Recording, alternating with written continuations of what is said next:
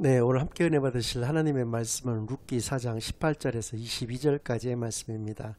구약성경 408쪽에 있는 룻기 4장 18절로 22절까지의 말씀 제가 봉독해 올려드리겠습니다. 베레스의 계보는 이러하니라. 베레스는 헤스론을 낳고 헤스론은 람을 낳았고 람은 암미나답을 낳았고 암미나답은 나손을 낳았고 나손은 살몬을 낳았고 살몬은 보아스를 낳았고 보아스는 오벳을 낳았고 오벳은 이새를 낳고 이새는 다윗을 낳았더라. 아멘. 하나님 아버지 감사드립니다. 오늘도 귀한 주일로 귀한 교회로 귀한 예배로 인도하여 주신 은혜를 진정으로 감사드립니다. 지금 이 시간 저희들이 지난 한 주일간 지었던 모든 죄악을 예수 그리스도의 십자가 아래 다 내려놓고 오직 저희들의 온 마음과 정성을 다하여 하나님께만 드려지는 예배를 통하여 하나님께서만 영광 받으시는 은혜의 시간으로 이 시간을 인도하여 주시옵소서. 모든 것을 감사드리오며 예수 그리스도의 이름으로 기도드리옵나이다. 아멘. 네, 오늘은 헤세드와 고엘이라는 제목을 가지고 오늘 본문 말씀을 중심으로 하나님의 말씀을 증가하겠습니다. 이번 주와 다음 주 2주간에 걸쳐서 룻기를 통한 하나님의 말씀의 그 의미를 여러분들과 함께 발견해 나가는 그런 은혜의 시간들을 갖겠습니다. 룻기가 성경에서 가지는 그 의미가 있는데요. 그것은 사사시대에서 다윗시대로 넘어가는 하나님의 구원 역사의 연결고리가 되는 성경이다라는 것이고요. 이것을 다른 말로 말씀을 드린다면 룻기를 모르고서는 하나님의 구원 역사를 알 수가 없다는 것입니다. 특별히 룻기 안에 담겨있는 그 헤세드와 고엘이라고 하는 그 개념과 의미를 알지 못한다면 하나님의 구원 역사를 알 수가 없게 된다라고 하는 것을 이 시간 분명히 생각하시면서 이번 주와 다음 주 2017년 또 2020년에 이어서 지금 세 번째로 룻기 설교를 하고 있는 것이기 때문에 그 룻기의 내용에 대해서는 여러분들께서 다 아실 것이라고 믿고 있지만 그래도 최종 정리하는 차원에서 여러분들과 함께 이 룻기의 내용에 대해서 전반적으로 한번 살펴보면서 특별히 헤세드와 고엘이라고 하는 그 개념과 그 의미에 대해서 깊이 있게 상고하는 그런 시간들을 갖겠습니다. 먼저 사사시대가 이 배경이 되고 있기 때문에 사사시대가 어떠한 시대였느냐라고 하는 그 말씀들은 여러 차례 드린 바가 있습니다. 특별히 사사기 2장 10절 말씀을 보니까 여호수아가 죽고 또 여호수아와 함께 동역을 했던 그 장로들이 다 죽은 다음에는 그 이후 세대들이 하나님을 알지 못하였다라고 했습니다. 또 하나님이 그들을 위하여 행하신 일 역시도 알지를 못하였다라고 말씀을 하고 계시고요. 마지막 절인 사사기 21장 25절 말씀을 통해서도 그들이 하나님을 알지 못하였기 때문에 당연히 이스라엘에 왕이 없었으므로 그들은 각자 자기의 소견에 옳은 대로 행하였다라고 얘기를 하고 있습니다. 즉 자기 마음대로 하면서 살았다는 것을 말씀하고 계시는데요. 이스라엘에 왕이 없었다라고 하는 것은 중의적인 의미를 가지고 있습니다. 물론 사울과 다윗과 솔로몬과 같은 왕이 없었다라고 하는 그런 의미이기도 하지만 보다 더 깊은 의미는 어떠한 것이냐면 이스라엘 백성들에게 있어서의 왕은 하나님이었다는 것이죠. 그래서 하나님이 그들 가운데 없었다 이렇게도 해석이 가능하다는 것입니다. 실제로 그런 의미에서 이스라엘의 왕이 없었다라고 성경에 분명히 기록이 되어져 있을 것인데 이것이 사사기에 직접적으로 4차례 이상이 언급이 되고 있고요. 또 하나님을 알지 못하였다. 하나님이 그들을 위하여 행하신 일 알지 못하였다라고 하는 이러한 간접적인 의미까지를 더한다면 10여 차례 가까이나 나오는 것이 바로 그들 가운데 하나님이 계시지 않았다라고 하는 것을 강조하고 있다는 것입니다. 그래서 사사시대는 영적인 암흑기였다. 그 350년이라는 그 기간 내내 그들은 일종의 하나님의 자녀로서의 그런 그 역사를 보낸 시기가 결코 되지 못했다라고 하는 것을 말씀해 주시는 것이고 대표적으로 기브아 사건이라고 하는 것이 있었습니다.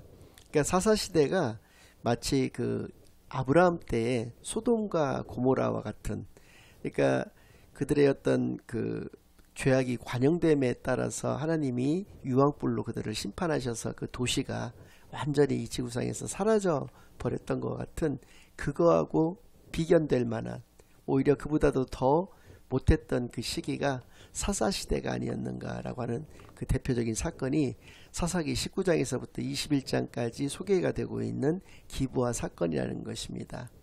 어떤 에브라임 지파들이 이렇게 모여 살던 곳에, 한 시골 마을에 한 레위인이 살고 있었습니다. 이 레위인이 첩을 한 사람을 두게 됐는데, 좀 레위인이면 제사장 가문인데 제사장 가문에서 첩을 두었다라고 하는 것도 크게 잘못된 것이지만, 아무튼 베들레헴 지파에, 베들레헴에 있는 그 여인을 한 사람 자기의 첩으로 이렇게 얻게 되었던 것이죠. 그런데 이 여인이 그 자기의 친정으로 내려가서 거기서 넉 달 이상을 이렇게 그 임시로 이렇게 있으니까 이 레위인이 그녀를 찾으러 이렇게 그곳으로 내려왔습니다. 그래서 몇 날 며칠을 그곳에서 같이 있으면서 나중에는 결국에는 이제 떠나게 되었죠. 그래서 집으로 오는 길에 기브아라고 하는 곳에 도달을 했는데, 거기에 있었던 선의를 가진 그 노인 한 사람이 있어서 그 집에 머물게 되었습니다. 근데 그 기브아는 주로 베냐민 지파 사람들이 모여 살던 그 곳이었거든요. 근데 그곳에 어떤 불량배 몇 사람들이 그 노인의 집에 찾아와서 그 레위인하고 그 첩을 자기들에게 내놓으라고 그렇게 얘기를 하는 것입니다. 그랬더니 그 노인이 그 레위인만은 건들지 말고 그 첩과 자기의 딸이 있으니까 그것을 너희들에게 내주겠다라고 했는데, 결국에는 그 첩만 그 불량배들한테 끌려가게 되는 것이거든요. 그래서 그 불량배들한테 윤간을 당하게 됩니다. 그래서 간신히 그 동이 틀 때까지 막 이렇게 윤간을 당하다가 간신히 그 노인의 집 그 문 앞에까지 와서 결국에는 그 첩이 죽고 말았던 것이거든요. 그래서 아침에 이제 보니까 제사장 그 레위인이 보니까 자기의 첩이 이렇게 죽어 있는 것을 보고 그 시체를 가지고 자기의 고향으로 돌아와서 그 시체를 12조각으로 나누게 됩니다. 그 시체를 이렇게 훼손을 해서 그 각 이스라엘의 12지파로 한 부분씩을 이렇게 보내게 되었던 것이죠. 그래서 결국은 그 분개했던 이스라엘 그 12지파와 그 베냐민 지파 간에 내전이 벌어지게 되었습니다. 처음에는 이제 물론 베냐민 지파가 조금 승기를 잡은 듯 했었으나 하나님이 함께 하셨던 그 이스라엘 12지파의 연합 세력에 의해서 이 베냐민이 지고 말았던 것인데요. 아무튼 사사시대라고 하는 그 시대는 이러한 하나님을 알지 못했던 시대였기 때문에 이러한 일들이 계속 벌어졌었던 그러한 아브라함 때의 소돔과 고모라의 버금가는, 또 오히려 그보다 더 못한 그러한 시대가 사사시대였다는 것을 우리에게 단적으로 알려주는 그 사건이 바로 이 기브아 사건이었다라고 하는 것이죠. 그것은 그들 가운데 하나님이 계시지 않았고, 또 그들 가운데 왕이 없었기 때문에 자기의 소견에 오른 대로만 자기의 마음대로 그렇게 살았던 그들의 모습을 우리가 분명히 알 수가 있다라고 하는 것입니다. 이 시기에 있었던 그 일이 바로 룻기의 그 사건이라고 하는 것인데요. 베들레헴의 한 마을에 어떤 곳에 엘리멜렉이라고 하는 사람이 살았습니다. 엘리멜렉이라고 하는 이름의 의미는 굉장히 좋은 의미죠. 하나님은 나의 왕이시다 라고 하는 그런 의미를 가지고 있기 때문에 굉장히 좋은 의미입니다. 그 부인 이름도 나옴이라고 해서 나의 기쁨이라고 하는 그 의미를 가지고 있거든요. 근데 두 아들이 또 있었는데 말론과 기리온이라고 하는 아들인데, 그 아들들의 이름들은 뭐 의미적으로는 좋지는 않지만 아무튼 이 네 식구가 나름 단란하게 한 가정을 이루어서 잘 살고 있다가 그곳에 큰 흉년이 들게 되었습니다. 그래서 사실은 그 베들레헴에 흉년이 들었다는 것도 굉장히 아이러니한 것인데, 왜냐하면 이 베들이라고 하는 뜻은 베이트라고 하는 단어에서 온 단어로 집이라고 하는 의미를 가지고 있고, 레헴은 떡이라는 의미를 가지고 있거든요. 그래서 베들레헴이라고 하는 그 이름의 그 직역을 한다면 떡집이라고 하는 그런 의미를 가지고 있습니다. 그러니까 우리식으로 의역을 한다면 밥집 정도가 되는 그 지역에 살면서 그곳에서 큰 흉년이 되어서 들어서 그곳에서 먹을 것이 하나도 없게 되었다는 것입니다. 그래서 요 엘리멜렉 가정은 더 이상 참지를 못하고 인신제사를 드렸던 그모스 신이라는 신을 섬겼던 모압이라고 하는 지방으로 이주를 하기로 결심을 하게 됩니다. 그래서 모든 재산들을 처분을 해서 모압 땅으로 가게 되는 것이죠. 사실 뭐 이스라엘 주변 나라들은 대부분이 다 이스라엘의 원수국들이긴 하지만 그 중에서도 특별히 모압이라든지 암몬과 같은 그런 나라들은 더 악독한 그러한 적이라고 할 수가 있는데 그들이 살기 위해서 그 모압 지방으로 이주를 하게 되었다는 것이죠. 그래서 간지 얼마 되지 않아서 엘리멜렉이라고 하는 이 남편 그리고 그 아버지는 죽게 되었습니다. 그리고 또한 산지 한 10여 년쯤 지난 뒤에는 그 말론과 기륜이라고 하는 두 아들 역시도 죽고 말았던 것이죠. 그러니까 네 식구가 갔는데 세 식구는 죽고 나오미 한 사람만 살게 되었던 것입니다. 근데 그 말론은 그 모압 여인 루시라고 하는 여인과 결혼을 했었고 살아 있었을 때 기륜이라고 하는 그 아들은 그 오르바라고 하는 여인하고 결혼을 했었거든요. 그런데 이 남편들이 이제 죽고 나니까 그 사람들은 이제 모압 사람들이기 때문에 나오미가 또 때마침 그 베들레헴이 다시 하나님의 은혜 가운데 먹을 것이 풍부한 곳으로 그 이름의 의미에 걸맞게 먹을 것이 이제 풍부한 곳으로 변했다라고 하는 얘기를 듣고 내가 이제 죽더라도 고향에 가서 돌아가서 죽자라고 하는 그런 마음에서 그 모압 생활을 정리를 하고 베들레헴으로 돌아갈 결심을 하게 되었습니다. 그때 이제 처음에는 당시에는 우리나라 옛날에 그 조선시대의 양반 문화에서 그 체면 문화가 굉장히 중시되었던 것처럼 고대 중동도 마찬가지였거든요. 굉장히 체면 문화라고 하는 것이 있었고 또 나중에 또 말씀을 드리겠습니다만 계대 결혼 문화라고 하는 그런 문화가 또 있었거든요. 근데 그 체면 문화 때문에 나오미는 그 두 며느리한테 너희들의 신, 너희들의 부모, 너희들의 집으로 너희들이 이제 돌아가라. 내가 이제 나이가 먹어서 나에게는 더 이상 아들도 없고 내가 또 이 나이에 어디 다른 데로 시집을 가서 아기를 낳아서 그 아기들한테 너희들의 그 가문을 이어줄 수 있는 그런 형편도 되지를 못하니까 너희들에게는 아무 희망도 없고 아무 비전도 없기 때문에 너희들의 그 살던 곳으로 돌아가라고 이렇게 얘기를 하게 됩니다.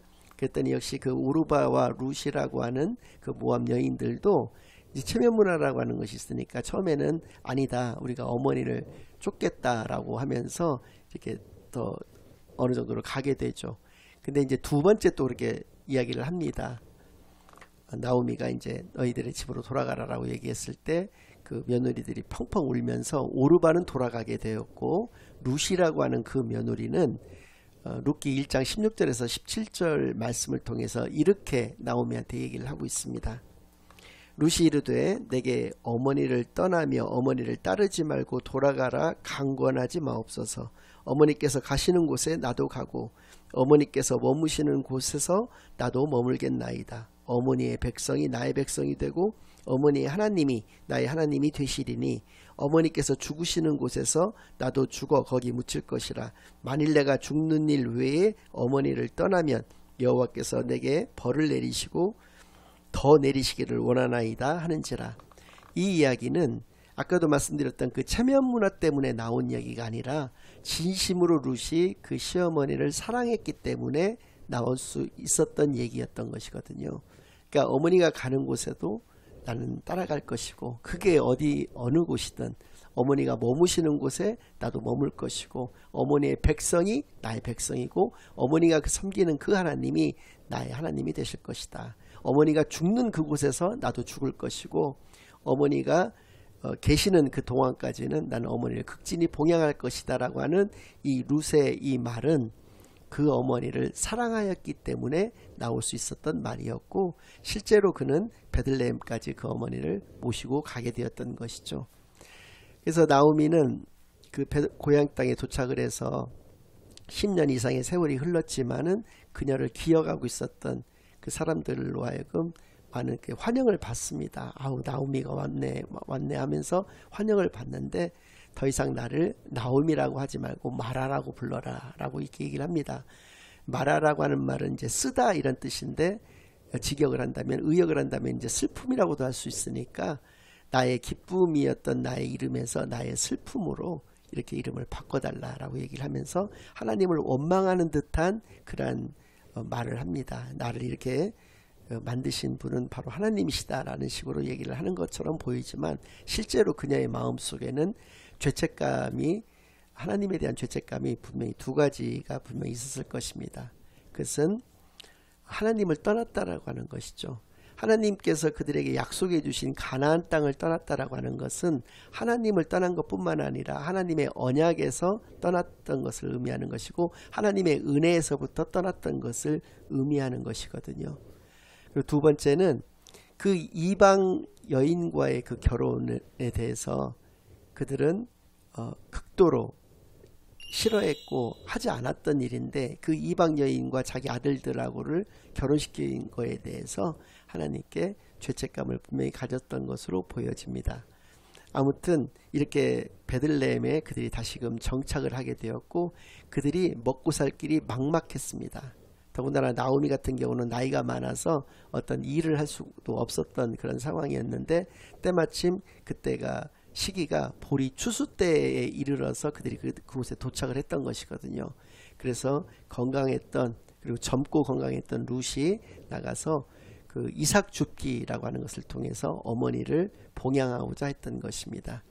그래서 2장 1절을 보니까 그들은 처음에 몰랐는데 그 엘리멜렉의 유력한 친족이었던 보아스라고 하는 사람의 그 농사에 가서, 농사졌던 곳에 가서 그곳에서 이삭을 죽게 되었는데, 2장 3절 말씀을 보니까 그것이 우연히 그곳에 가게 되었다라고 표현이 되어지고 있다는 것입니다. 물론 룻이라든지 다른 사람들의 그 보는 관점에서 볼 때는 그것이 우연이었을 것입니다. 그런데 하나님의 관점에서 그것은 필연이었던 것이죠. 즉 다른 표현으로 하나님의 섭리에 의해서 그가 그곳에 가서 이삭을 죽게 되었던 것이라는 것이죠. 왜냐하면 우연히 그 다윗의 증조 할머니가 될 수 있었던 것은 아니고, 마태복음 1장 예수님의 족보에 5명밖에 나오지 않는 그 여인의 한 사람으로서 룻이 소개될 수는 더더욱이나, 그 이방 여인임에도 불구하고 그 룻이 예수님의 족보에 그 포함되는 그런 일은 있을 수가 없다라고 하는 차원에서 그렇다는 것이죠. 이것은 오로지 하나님의 섭리에 의한 것이고, 그 하나님의 섭리라고 하는 것은 바로 이 룻이 가졌던 헤세드, 즉 영원한 그 시어머니에 대한 사랑, 이것을 언약적 사랑이라고 이야기할 수가 있는데, 이 언약적 사랑을 가졌던 그 결과가 그에게 이러한 복을 안겨다 준 것이다 라는 것을 분명히 기억하는 시간만이 되기를 바랍니다. 다음 주에는 이제 이번 주에 룻의 그 헤세드에 대해서 여러분들에게 좀 말씀을 드렸는데, 다음 주에는 보아스가 가졌던 그 헤세드가 어떠한 것이었는지에 대해서 살펴본 후에 헤세드와 고엘의 그 개념에 대해서 여러분들과 함께 더 깊이 있게 상고하는 그런 시간을 갖겠습니다. 중요한 것은 룻이 가졌던 그 나오미에 대한 그 헤세드가 그녀를 예수님의 그 족보에 그 오르게 되는, 그래서 다윗의 증조 할머니로까지 그가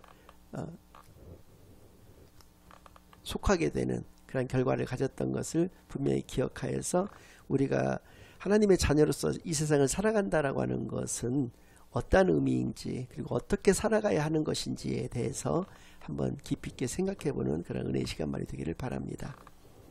이제는 우리 주 예수 그리스도의 은혜와 아버지 하나님의 극진하신 사랑과 성령 하나님의 내주인도 역사 교통하심이, 헤세드가 바로 하나님께서 우리에게 원하시는 그러한 사랑의 모습인 것을 분명히 깨달아서 그 모습을 가지고 이 세상을 살아가며 하나님의 자녀로서의 참되고 복된 삶만을 이 땅 가운데서 살아내기로 다짐하고 결심하고 돌아가는 모든 살아가는 주의 자녀들과 그 가정 위에, 그들의 생업 위에 이제로부터 영원까지 항상 함께 있을지어다. 아멘.